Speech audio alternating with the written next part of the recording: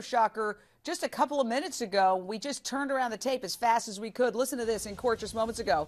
We hear, Jodi talked to the detective. She calls him right after Travis's body is found, and she says, "I want to talk to you." He calls her back. And here is her unbelievably theatrical reaction, because he's taping the whole thing, he's a detective.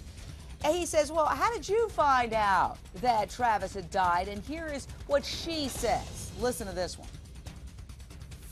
Yeah, it's just about Travis, and I was like, what?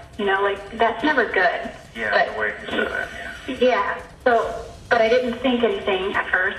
I mean, it's just kind of, well, okay, what? We don't want to assume too soon. And he said you found him. And I was like, what does that mean? Well, I don't know. Well, what do you mean you don't know? What do you know? Well, I don't really know anything right now. I just know that Brent Hyatt is at his house and Taylor Searle is at his house, and that the cops are there.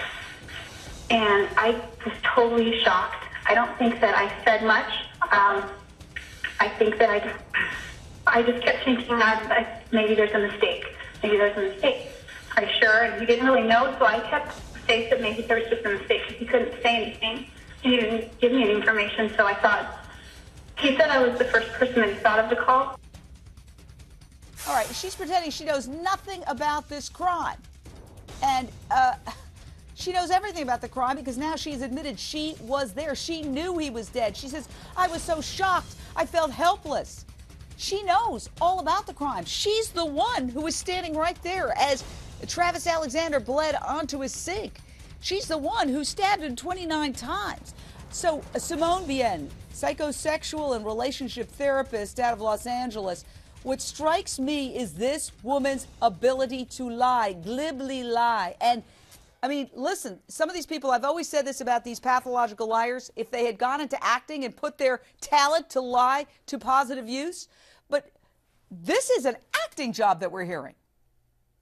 Yeah, I mean, this is absolutely sick, Jane. It's the real life fatal attraction, only sadly the reality actually outdoes the fiction, which we all thought was very extreme at the time. And what she's displaying are these very, whether there was trauma, we don't know, but these sex addictive, extreme love addictive behaviors, obviously, borderline personality traits where there is this huge murderous rage, fear of abandonment, inability to have relationships. I mean, it's absolutely horrific. And the thing that gets me is that if there was trauma, if she has experienced some kind of sort of violation to her body, which she may have felt that Travis was to her, because we've heard so explicitly about their sexual acts, did she harm his body as a way to get him back? Because she violated that body. It wasn't just a straight shot to the head.